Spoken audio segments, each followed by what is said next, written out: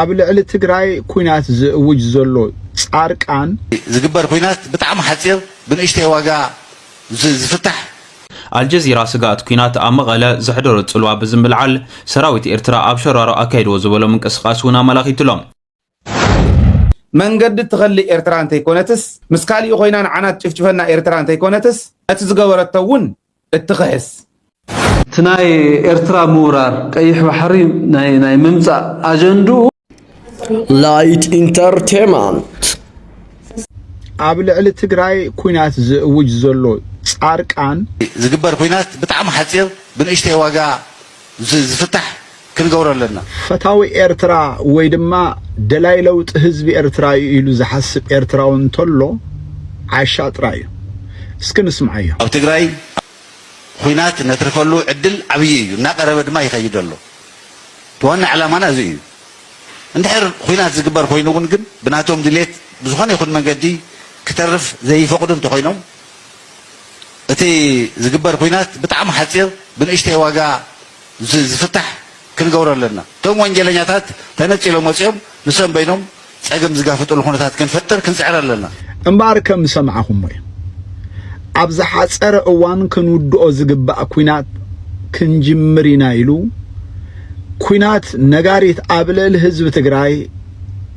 يولع له ጻርቃን ናብ አዲስ አበባ ዝኸርኩ ሕወሓት ምስ ሻዕብያ ተጻሚዳ ህዝብ ትግራይ በኩናት ከተጠፍ ስለዝደለየት ኢሉ መመኽኒ አቅሪቡ ነይሩ ሕጂ ግን ንሱ ኣብ ትግራይ ንኽነግስ ምስ ብልጽግና ኮይኑ ህዝብ ትግራይ እንደገና ብናይ ብልጽግና ሰራዊትን በትንሱ ዝዕሾ መንእሰያት ትግራይ እንደገና ኩናት ክኽፈተላ ይእውጃሉ بتعمي زحفر نزيومن كم زيومن زعمسلو سبات كات صبو غيرك اخا كتقالسو من كتسعرو من زلكا تغارو طرا يكونون كقالسوم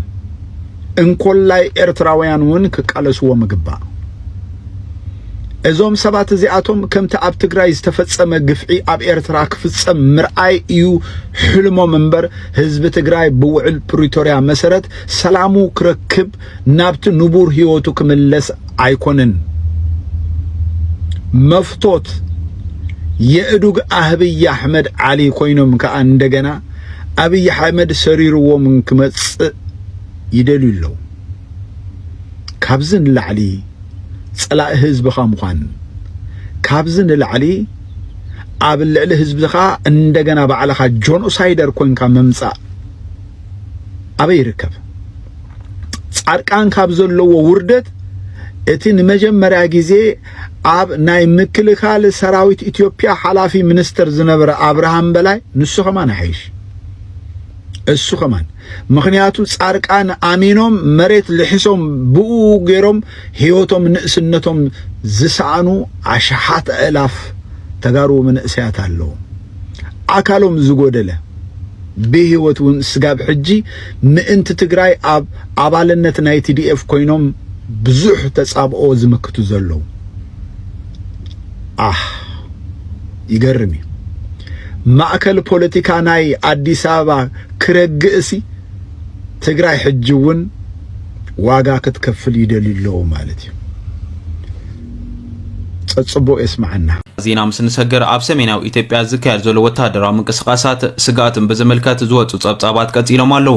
አልጀዚራ ስጋት ኩናት ኣብ መቐለ ዝሕደሩ ጽልዋ በዝምብልዓል ሰራዊት ኤርትራ ኣብ ሸራሮ ኣካይድዎ ዝበሎ ምንቅስቃሱን ኣመላኺትሎም መንግስቲ ኤርትራ ብወገኑ ኩናት ንምውላዕ ምኽንያት ይደልያሎ ክብል ገሊጹሎም ኣብ ዝቕነ መንግስቲ ኢትዮጵያ ካብ ዝተፈላለዩ ከባቢታት ተሃገር ሰራዊቱ ብምትእኽኻብ ትግራይ ንምኽባብ ዘካይዱ ዘሎ ምንቅስቃሳት ሲዒቡ ዝተፈጠረ ስጋት ኩናትን ዝዋሃቡ መልስታትን ብደረጃ ማሕበረሰብ ዓለሙን ኣቓሊቦ ሲሒቦም አለው እዛብ ዝኾነሉ እዋን ብሉምበርግ ሰራዊት ኢትዮጵያን ኤርትራን ከም ዝተንቀሳቐሱ ገሊጹሎም ብሉምበርግ ንዲፕሎማሰኛታት ብምጥቃስ ኣብ ዘውፅኦ ጸብጻብ ካብ ባህር ዳር ዝመበገሲኦም ብርክት ዝበሉ ሓይልታት ምክልኻል ናብ ደቡብ ትግራይ ከም ዝተሰጋገሩ ሓቢሩሎም ሰራዊት ኤርትራ ብወገኑ ብዙሕ ዘለዎም ሰራዊቱ ኣወፊሩ ኣሎ ክብል እውን ብሉምበርግ ሓቢሩ ይርከብ ኣብ መንጎ ክልቲአን ሃገራት ኩናት ክካየድ ዝኽእለሉ ተኽእሎታት ካብ መዓልቲ ናብ መዓልቲ እናወሰኸ ይከይድ ከም ዘለውን ገሊጹሎም ዲፕሎማሰኛታትን ሃገራትን ግጭት ንምክልኻል ጻዕርታት የካይዱ ምህላዎም ይፍለጥ እዚ ከምዚ ኢሉ እንከሎ ቀፂሎም ናይ ኢትዮጵያ ባጤራ ሰራዊት መከላኸሊ እቲ ሃገር ንኽሕትም መምርሕታት ከም ዝተዋሃበ ተሓቢሩ። መራሒ ብልጽግና ኣብይ ኣሕመድ ናይ ኢትዮጵያ ባጤራ ኣብ ወፃኢ ሃገራት ኣብ ዝሕተመሉ እዋን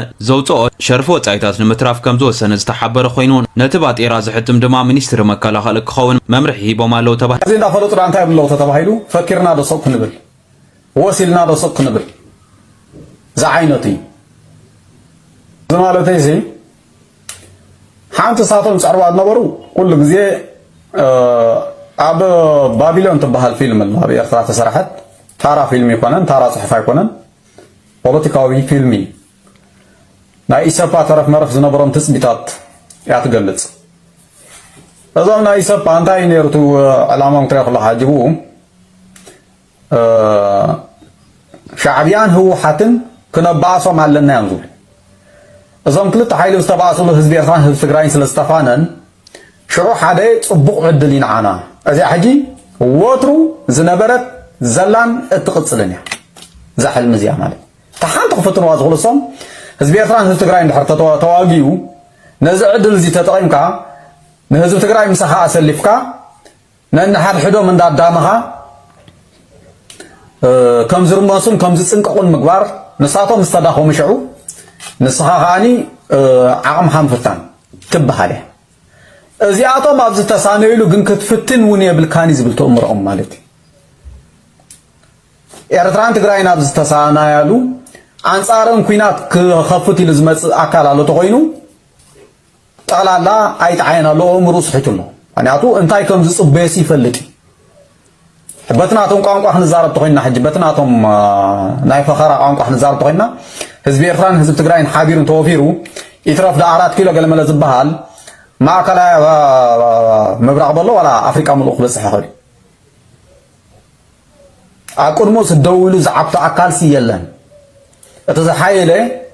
ሰራዊት ኣብ ኣፍሪቃ ደርግ ነይሩ ዘመናዊ ሰራዊት ዝነበሮ ሓይሊ ባሕሪ በሎ ሓይሊ ኣየሩ በሎ ዋላቲ ኣጋር በሎ ህዝቢ ኤርትራን ህዝቢ ትግራይን ከዓኒ ኣብቲ ዝደኸመ ቁመና ክነሱ በቲ ተመክሮ ዝሃቦ ባህሊ ዝሃቦ ዝሃነፆ ሰራዊት ገይሩ ጥራሕ ዝገጥሙ ነይሩ ነፈርቲ ስለ ዝነበሮ ሓይሊ ባሕሪ ስለ ዝነበሮ ቆጠባ ስለ ዝነበሮ መነባብሩ ፅቡቕ ስለ ዝነበረ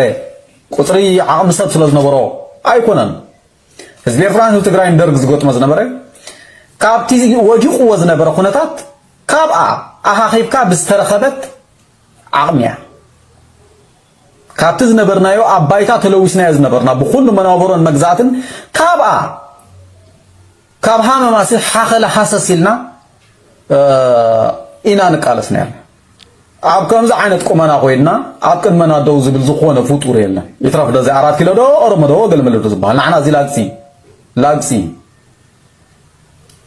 እዚ ፀላእቲ ፅቡቅ ገረም ንፈልጥዎ ስለዝኾነ እዚ ከምዛ መሰለ ምትፍናን ህዝቢ ኤርትራን ህዝቢ ትግራይ ንኽቕፅል ዝከኣሎም ፅዒሮም ብመገዲ ጻድቃን ጌታቸው ፅዒሮም ብድሕሪኡ በውራጃ ውራጃ እናበሉ ንትግራይ ክፈናጭልዋ ፅዒሮም ፀጋብ ሕጂ ዝተፈላለየ ጠፋሽ ፖለቲካዊ ፈተነ እንዳገበሩ ይኸዱ ማለት ሓያል ጎንካ ተጠቒምካ ናይቲ ከባቢ ከደምቲ ምፅራግ ዝበሃል ኣይስተውዓሉሉን ፀኒሖም መንግስቲ ኤርትራ ብግቡእ ፈልጦ ኢልና ክንዛረብ ንኽእል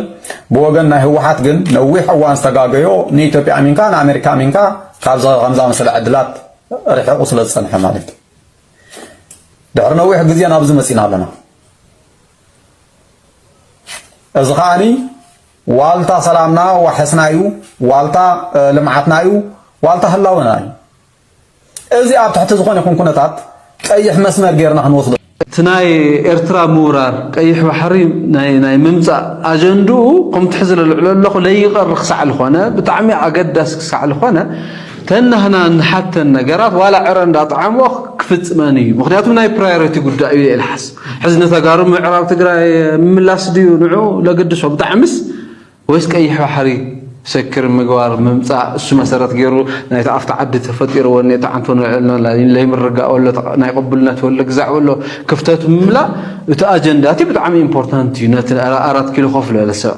انا نولم جنرالات ديم جزع ديم لمدلنا جزع مزعل بنا سبات كاب انا ديم كفت مايكروفون حزم بمدرك كل فكر اوزيا تشبط ነገር ተልገውሪ ኢላም ትናይ አብይ ፕላን ትናይ ኤርትራ ሙራር ፕላኑ ንትግራይ ለይሃሲ ስትራቴጂካሊ ለየዳቅ كم لخوون غيره كسرح كساتو في اليوم اللي الحاسب أنا إنجاز كجوري خلي سؤال الحقوق حاسيو بك أنا تعدي نزل قنة وحسنا روحة قال يقول لك على السؤال أخوان إنك هوا يا أنا جزيو نحزس تايتبن تايك وكاي لو جا حزتا تاجم منهم طالع عمتنا يا أخوينا حزتا أخوينا تتطرفي إلنا الحر جميتنا بلاس برأسنا محلافة يتطرف من عنا مرقاطة يتطرفي إذا أبلي يتطرف كنا خأنا قدنا قبل خوانا إيفنت وشتينا أنا وقع لنا سازتا كرتا بوينت أتفان لا إذا أفتالي تقري إنسيدنت زي أوش تستاي خنتك أمنا نحنا إياه أنا اللي نسوي بزيك ساز حزتا ماقيتنا قاليلنا حداقويلنا وفرارحنا هم أوش على هذا سمعي خم مسير ترى مسلافس خم دي ترانسيت أكميو عينت حسوانا يردني مخنياتهم بقى تناي أوي سرعات نترجم سروايفال نهلو الناس كيف حري بحيل مغوات يدلين يلو توسينو عند دبلوماسي تجزع وقلنا يلو نحر حاسيوسي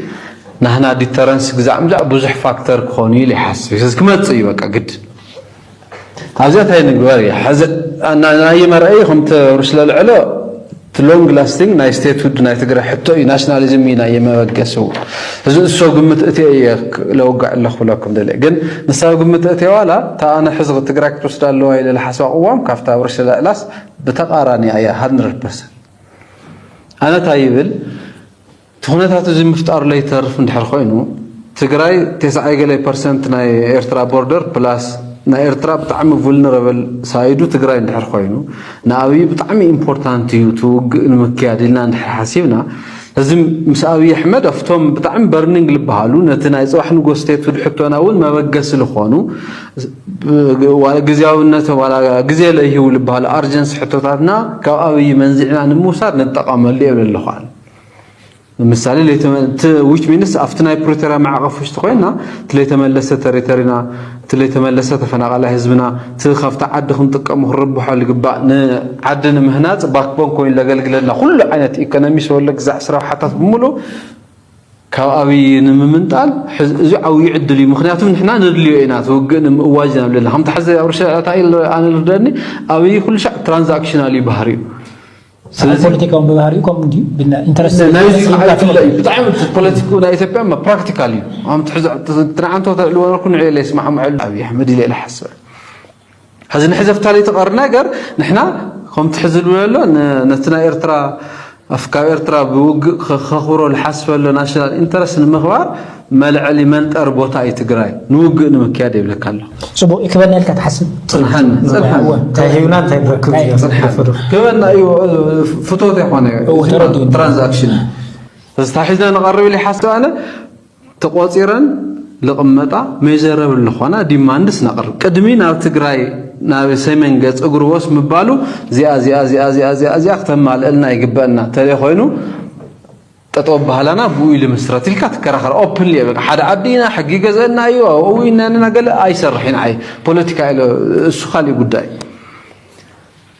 سستهم هنا ديماندس يفتوى مثل أيوة كخبر الله قداي أفعل على يبلنا جنيون زخانة ركب نقبرينا نوزل لباو زخانة ركب نقبر دحر حزي من قد تخلي إيرتران تيكونتس مسكالي أخوينا عنات شفنا إيرتران تيكونتس ناتزقى ورتون اتخحس وإيرتراوين كوي موزي مصيهم مسانا السرح زلو هزو تقرأي يزيز أكل عني مو نعو حابيرنا نخحسو إلكايوم انبالله يقول يقولن هزو إيرترا كن نزي أكل عني بإثيوبيا انت يلمون تحتبت حنا نحنا كن حتى تلعينا تحتبت حنا تاشعي إيد إثيوبيا زعنو وتازا أكل تاشعي إيد انتقرأي تبت حد شعات تغللات سلازن نبرا كومو غيرنا ترى دارينا ندحر حزقن من قد تخلق الإيرتران تيكونتس بحري ودب هبا ناي تقرأي شقر تفتح مس إثيوبيا خوينا نيرترا توقع تقرأي تيكونتس إثيوبيا نيرترا خي توقع وارديا خوينا تحلوها حق غازيتا رداتا خوينا تحلوها تقرأي غيرنا خنصور حينا نسعر زلنا تايدي لعنتوي تقدم حزي تادتنا غيراتو كومونيرو كاو كما يقرنا دعنا بطورنة مسينا زبل طرحنا نحن نقرف زقبانا نمبر نايت تصمدو تاريخ ناي ولدنا تاريخي نايت مالنا تاريخي لذي ኣብቲ ማለ ይነብርን ልብ ዘለዎ ትግራዋይ እቲ ሕዚ ተልዕሎ ዘለኻ ኣይኮነን ዘልዕል ልብ ዘለዎ ትግራዋይ እንታይ ዝገብር ልብ ዘለዎ ትግራዋይ እቲ ናይ ትማሊ ከይፍጠር መፍትሒ ዘቕምጠሉ ዘለዓለማዊ ዝኾነ መፍትሒ ዘቕምጠሉ ከመይ ገርና ኢና ንሕና ናይ ሓባር ልምዓት ክነልምዕ ንኽእል ከመይ ገርና ኢና ንሕና መረብ ሓቢርና ነልምዖ ሓቢርና ንጥቀመሉ ከመይ ገርና ኢና ንሕና እቶም ኣኪፈራት ትራንስባውንደሪ ዝኾኑ ኣኪፈራት ናይ ከርሰ ምድሪ ሪዘርቫየራት ማለት እዚኣቶም ኣልሚዕና ኤርትራ እውን ማይ ዘይትፀምኣሉ ትግራይ እውን ማይ ዘይትፀምኣሉ ከመይ ገርና ንፍጠር ከመይ ገርና ልዕሊ ኩሉ ዝኾነ ሰራዊት ንህነፅ ሓቢሩ ዝኸይድ ተሓባቢሩ ዝምከት ከመይ ገርና ንህነፅ ኢልና ኢና ክንከት ዘለና እምበር ኣብኡ እንተነርና ሪኢኻ ይርዳእኒ እንታይ ይብል ከም ዘሎ ትቁስሉ እውን ዘይሓወየ ከም ምዃኑ ከምኡ ምባል ነውር እየ ኣይኮነን ዝብል ዘለኹ ግን ክንሓስብ ይግባአና ልዕሊኡ ክንነብር ክንክእል ኣለና ልዕሊ ስምዒት ክንከውን ክንክእል ኣለና ስምዒትና ዝቆፃፀረና እንተኮይኑ ዳመጅ እንዳብፅሓናሉ ኢና ክንከድ ነቲ ህዝቢ እናፈላለናዮ ኢና ክንከድ ስምዒትና እንቆፃፀር ልዕሊ ስምዒትና ዝኾንና ኮይንና እንተተረኺብና ግን ነቲ ህዝቢ ንረብሖ ንሕና እውን ሌጋሲና ኣወንታ ይኸውን ማለት እዩ ኣይንመለስን ንድሕሪት ስለዚ ኣብዚኡ ኣስተውዒልና ንኸይድ ግድ የብልኩምን ተንኣሰ ብናይ ለባ መተሓሳስባ ትግራዋይ እውን ኤርትራዊ እውን ክሓስቦ ዘለዎ ኣብ መንጎ ኤርትራን ትግራይን ዘሎ 100 ኪሎ ሜትር 1,100 ኪሎ ሜትር ኣብ መንጎ ማለት ትግራይን ኤርትራን ዝደዋወል 1,100 እዩ approximately ስኢል ናይ ሓደ ናይ ክልተ ፈላላይ ክህልዎ ይኽእል ክንዱ ዝኣክል ድፋዕስ ሰራዊት ነቕምጠሉ እንተንብል ክንደይ ሰራዊት ማእኸለና ክንደይ ሰራዊት ኣቕሚጥና ክንደይ ናይ ዝኣክል ኢኮኖሚ ምዕነወና ሰላም ተተፈጢሩ ግን ኣብዚ ቦርደር ዘሎ ህዝቢ ክራኸብ ከሎ ኢኮኖሚና ከመይ ይዓቢ ሰላም እንተረኺቡ ትወለዶ ከመይ ዝበለ ንፁህ እምሮ ሒዙ ይዓቢ እዚታት ንሕሰብ ስለዚ ናይ ወያነ ጌጋ እውን ትግራዋይ ከስተኻኽሎ ናይ ሻዕብያ ጌጋ እውን ኤርትራዊ ከስተኻኽሎ ሻዕብያን ወያነን እውን ናይ ቀደም ፅምዶ ይምለስኦ ግን ካብቲ ናይ ቀደም ፅምዶ ንላዕሊ ኮይነን ክረከባ ክኽእል ኣለዎ ዘላቒ ዝኾነ ረብሓ ንህዝቢ እውን የምፅኣ እዩ ኣሰላልፋ ንእሽተይ ከቕምጥ እንታይ ይኾን ኩናት ተተፈጢሩ ኣብ ትግራይ ይከፈት ኣብ ኤርትራ ይከፈት ብዘይ ግድስ እንታይ ከም ዝኾን ክነግረኩም እቲ ኩናት ንሕና እውን ተገዲድና ፕሬዝደንት ኢሳያስ አፈወርቂ ሎሚ ኣብ ሰዓታት ምሸት ንምክትል ሚኒስተር ጉዳያት ወፃኢ ንግስነት ስዑድ ዓረብ ኢንጂነር ወሊድ ዓብደልከሪም አልከሪች ኣብ ኣዳራሽ ደንደን ተቐቢሉ ኣዘራሪቦም ኣብቲ ርክብ ፕሬዝደንት ኢሳያስ ምዕዛዝ ክልተኣዊ ታሪኻዊ ዝምድናታት ኤርትራን ስዑድያን ኣብ ዞባውን ዓለማውን ጉዳያት ሓበራዊ ራእይ ብምኹስካስ ዝያዳ ምምዕባሉ ኣገዳስነቱ ዓብይ ከም ዝኾነ ገሊፆም ቁልጡፍ ምዕባለታት ኣብ ዝረኣዮ ዘሎ ዞባውን ዓለማውን ምዕባለታትን ተራ መዳውብቲ ቀይሕ ባሕሪ ሃገራት ኣብ ምርግጋእ ሰላምን ምርግጋእን ናይቲ ዞባን ብዝምልከት ክልቲኦም ወገናት ዓሚቕ ዘተ ድሕሪ ምክያድ ኣብ መንጎ ኤርትራን ስዑድያን ኣብ ፖለቲካዊ ቁጠባዊ ፀጥታዊ ባህላውን ማሕበራውን መዳያት ኣቐዲሙ ዝተበፅሐ ስምምዓት ንምንጥጣፍ ብግብሪ ክስራሕ ተረዳዲኦም ኣብቲ ርክብ ብወገን ኤርትራ ሚኒስተር ጉዳያት ወፃኢ ኣቶ ዑስማን ሳልሕ ብወገን ንግስነት ስዑድያ ድማ ኣብ ሚኒስትሪ ጉዳያት ወፃኢ ሓላፊ ጉዳያት ኣፍሪካ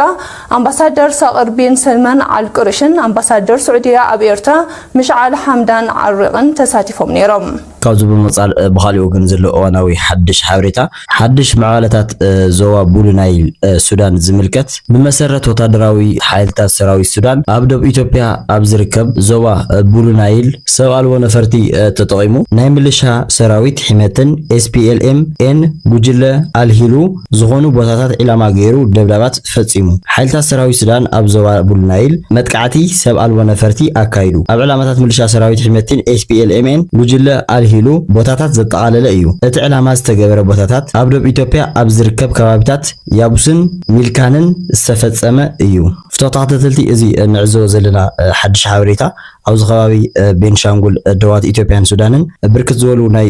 ሰራዊት ሱዳን ናፍቲ ደዋት ኣብ መፀጋዕም ዝርከቡ ሓይልታት ሰራዊት ሱዳን እውን ኣብ ልዕሊ መንግስቲ ኢትዮጵያ ከቢድ መጥቃዕቲ ክኸፍቱ ከም ዝኽእሉ ዝተፈላለዩ ሚድያታት ፀብፃብን እንዳገለጻ ይርከብ